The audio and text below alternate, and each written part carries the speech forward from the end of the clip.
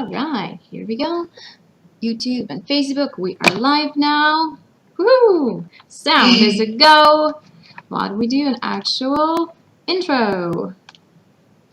Here we go.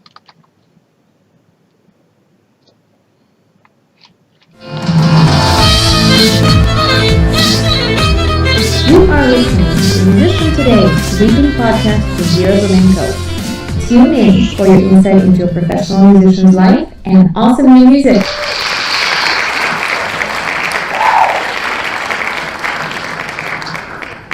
Woohoo!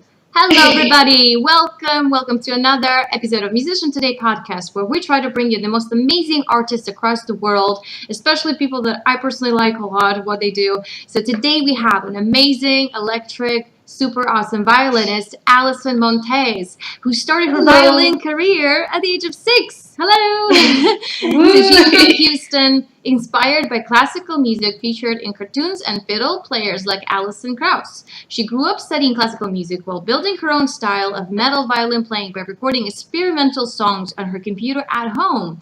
Her journey eventually took her to Seattle in Los Angeles. Then she joined the Mariachi Divas and recorded on their first Grammy award-winning album, Canciones de Amor. Since then, she has performed in various mariachi groups as well as rock bands, cover bands, a burlesque act, and many studio tracks and albums. She's currently a full-time musician and enjoys specializing in the metal and mariachi genres. You could always find Alison, her awesome music, and all the collaborations she's done on her website at alysonmontez.com, on Instagram at instagram.com/Alyson Montez, and YouTube. Don't forget to look up her videos by Alyson Montez, violinist, on Facebook at /Alyson Montez V. Yeah, Alyson Montez V as a violinist. Here we go. And today we have a special treat because we're going to listen to some of the super awesome metal tracks that Alison has been working with. So hello, Alison, and welcome. How are you doing today? Thank you. I'm great. I'm so happy to meet you on Skype. You're like the happiest, like most exuberant person. I love watching you perform. Thank you so much. Your teen spirit mixed that arrangement is just killer. I love it. Thank you. All right. I love watching you too, and I love it when you show your dogs in videos. Oh, thanks. And your comments are so funny too. So it's like I watch your stories, to put me in a good mood. So by the way, some of the photos that I'm going to feature in today's episode were done by Reuben Martinez. You can find him on Instagram at r/Martinez/ underscore photography. Yes. Just so we know it's out there. Excellent. So I think the first question would be, how did you come up with this unique style that you are currently working in? How did you sort of move away from the classical education that you've had and decided that, okay, this is what I want to do? Oh, well, I always really liked metal and rock music, but for a long time, I didn't realize that violin would ever have a place in it. And I think you interviewed my friend Mark Wood a while back. I actually met him when I was 16. Oh, wow. And he showed me that I could do a bunch of other cool stuff. And ever since then, I became obsessed. So I got a couple Vipers, and I got a little recording set up, and I started experimenting. And then I think it was 2007 or 2008, I moved to LA, and I just accidentally joined the Mariachi Divas. That was just I was at NAMM, and they saw me, and they said, come play with us, we'll teach you. And I loved it so much, and there's so much, even though it's folk music, there's so much metal in it, the way that the harmonia plays and all that. So I decided those would be so cool to mix together. So I just started experimenting with it, and now I'm making a living off of stuff like that, so it's pretty fun. That's amazing. I totally agree. There's so much metal undertone in just about every music you hear, in cinematic music, folk music. I'm myself a gypsy band musician, right? So I've played in a gypsy band for about 10 years. Thank you.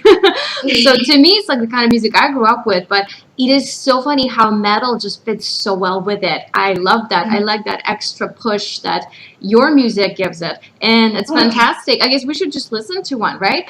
So why don't we have a listen to Desire? And I heard it was just fresh out of the studio. Yes, this one it's a cover that my friend was working on. I put all the strings over it, and then at the end there's a violin solo. So awesome. Yeah, Here we go, guys. Enjoy Desire.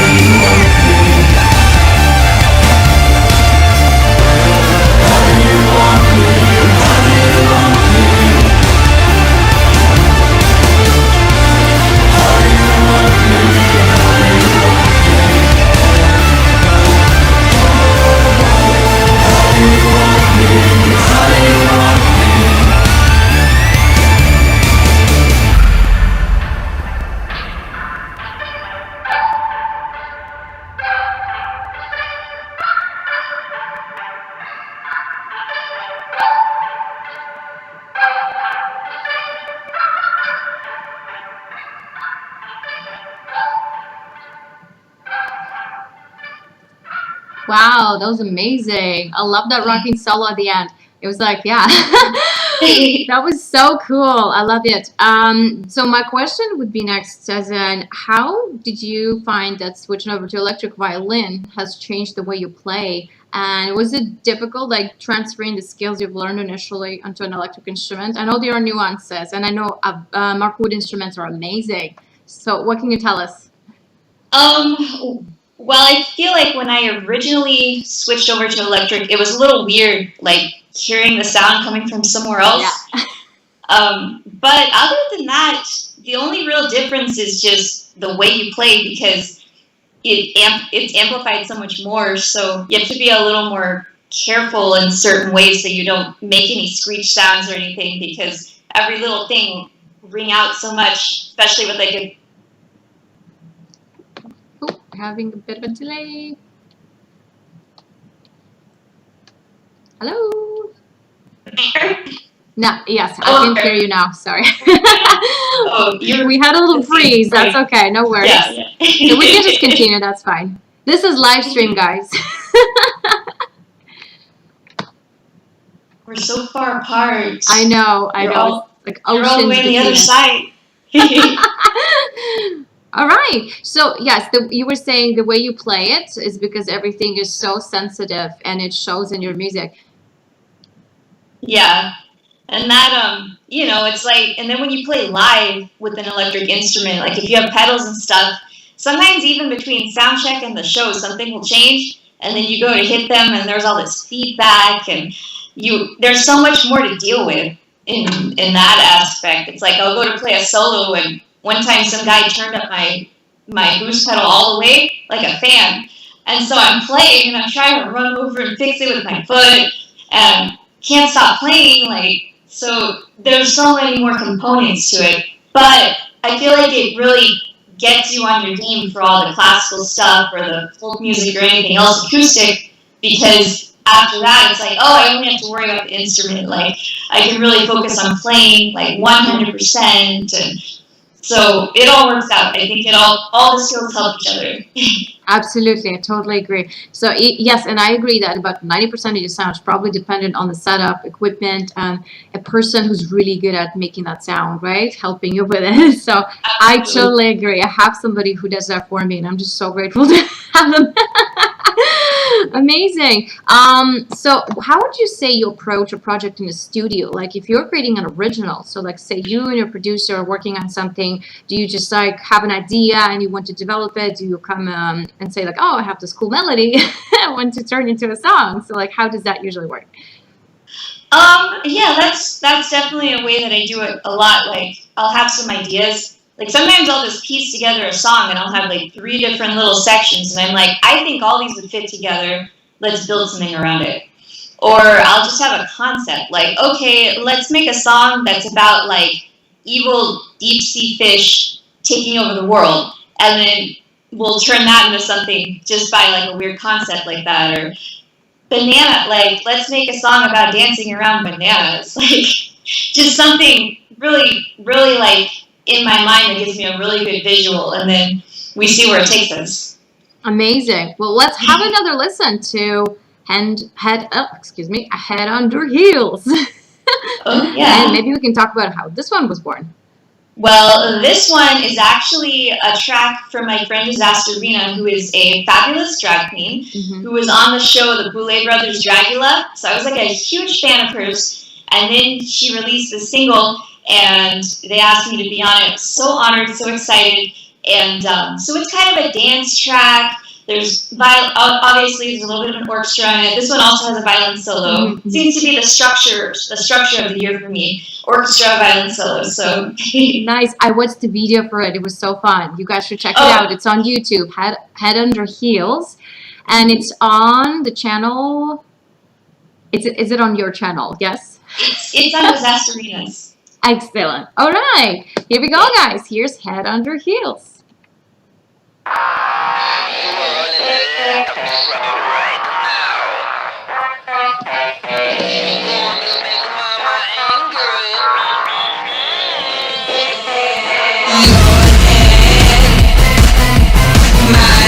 heels, you're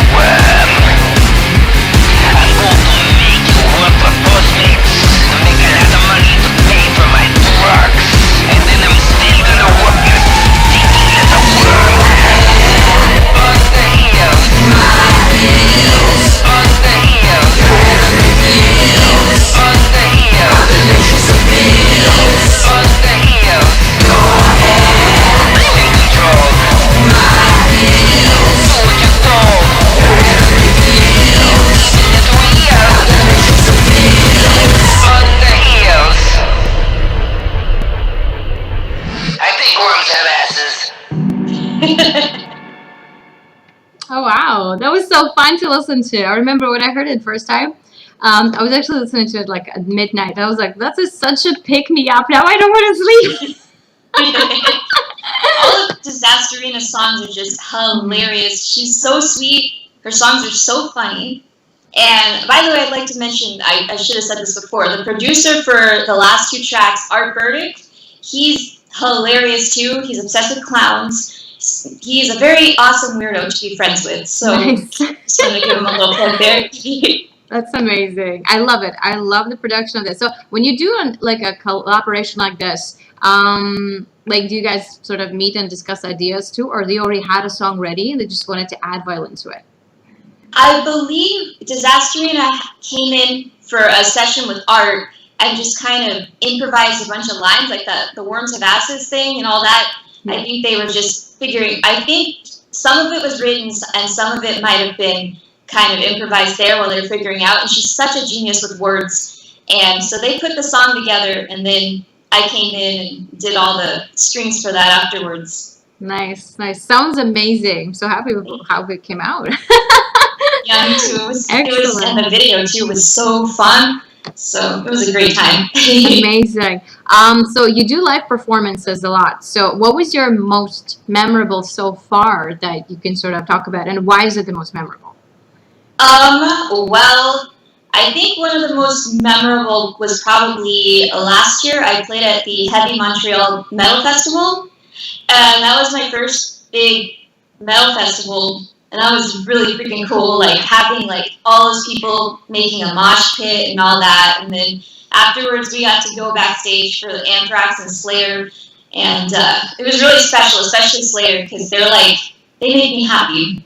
It was my happy place. And it was just such a good time. They treated us so well there. Montreal's beautiful. Canada's beautiful in general. So it was a really lovely experience. That's amazing. Wow. Sounds good. Amazing.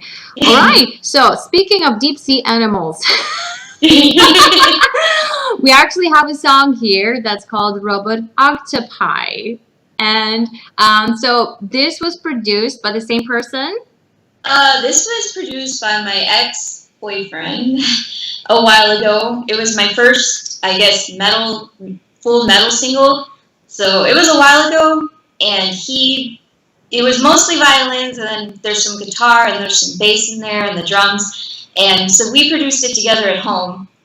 Amazing. Okay, so why don't we have a look at it next? Yes? Okay. Okay, here we go. So a little blast from the past. Robot Octopi.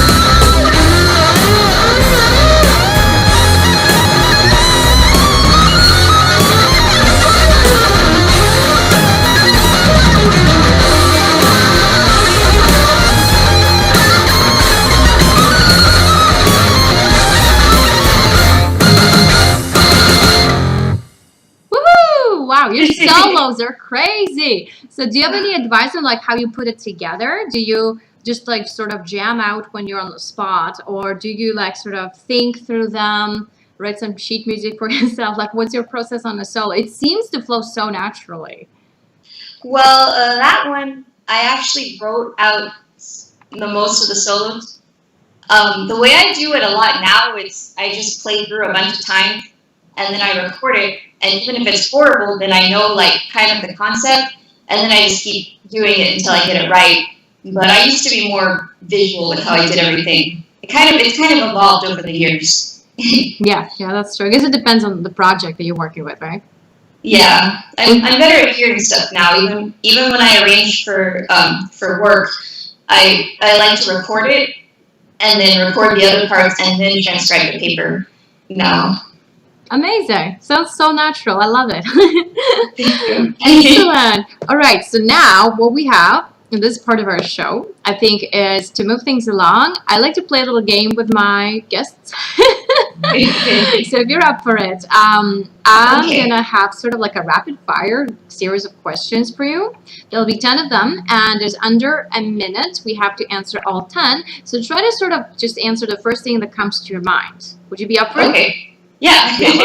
Let's do it. I feel like in this process, we actually learn a lot because often we tend to overthink what we want to say. And this will sort of give you like sort of an opportunity to just say the first thing, right? Okay. Okay, excellent. So let me have our countdown here. So there will be countdown. You won't hear it, but we're going to count down exactly 1 minute. And I promise it'll be 1 minute. I'm going to say 3, 2, 1, go. And I'm going to read the first question. All right?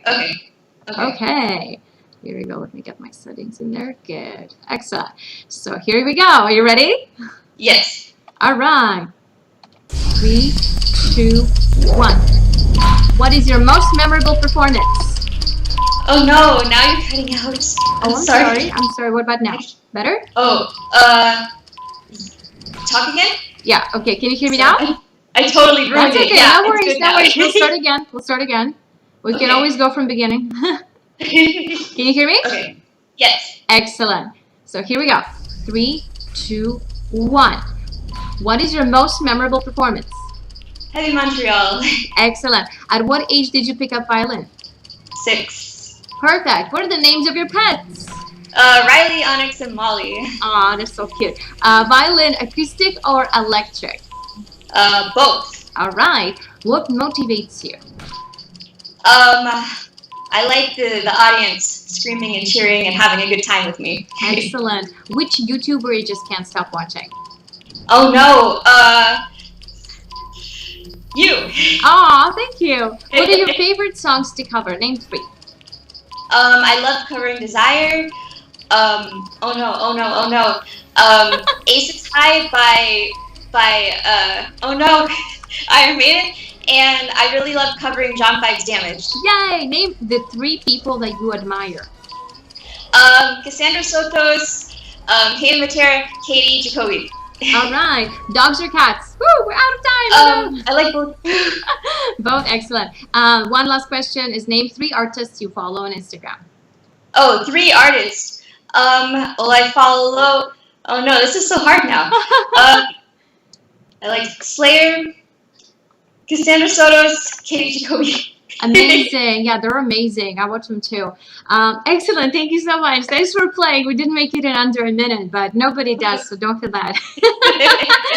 I think I had a person make it once. Hayden Vitera made it in under a minute. I was surprised because that was the first time we did it. We didn't even rehearse. You know what? Fun fact: he grew up like just down the street, down the country highway from where my parents grew up. They're all from the same kind of little farming area. Oh, that's so amazing. And we're both Mexican, so that's he could be my brother from another mother.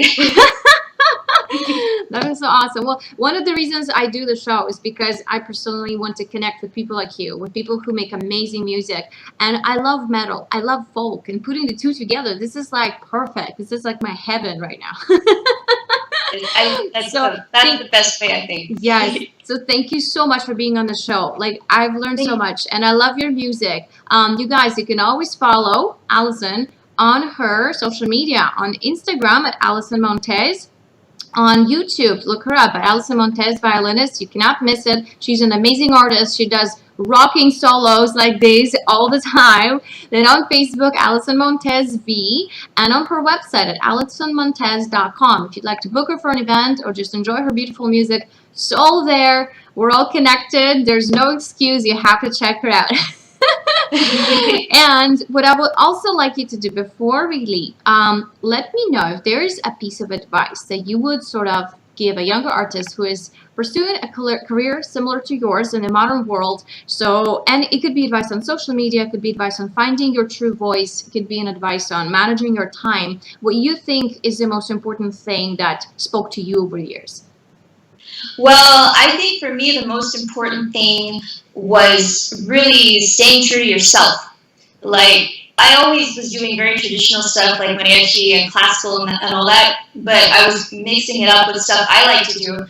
And what I learned lately is that a lot of people, I always felt like the odd person out, but a lot of people actually admired that, the fact that I was going in and doing stuff my way. And, you know, they're like, you were the mariachi with, like, bright green hair, and, like, you stood out like a sore thumb, but we remember that. And so I'm sure there's a lot of people that also were not into that. But the thing is, you can't let the people that are haters bring you down. Like, you just got to be the best version of you, because when you stand out, that's really when you start to become valuable. Because if you blend in with everything else, then less people are going to be like, oh, that girl, yeah. You know, they're going to be like, oh, well, there's like 100. So be you, and, you know, don't be afraid. Don't be afraid of it. Absolutely. Thank you. That's perfect. I feel like that's the perfect advice. And finding your voice is so important. And this is something we all struggle with, right? So you want to also please your audience, but at the same time, you want to do what truly matters to you. So you can't go extreme in either direction, because it has to speak to people, but it has to be genuinely you. Completely agree. Thank you. Thank you so much, Alison, on being on our show, for taking the time to be here and share your awesome music, your ideas, and your fantastic personality. Love the hair, by the way. Oh, thank you. Thank you for having me. Thank you. I often watch your stories because you have some really funny things to say, and I watch you with your dogs. Oh, yeah. They're so cute. So I hope you guys are having an amazing day, an amazing weekend.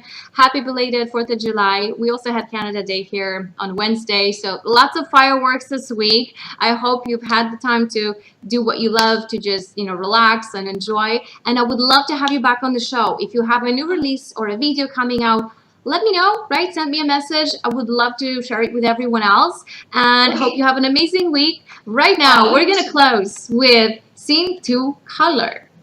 Yes? All right, another epic track. So here we go.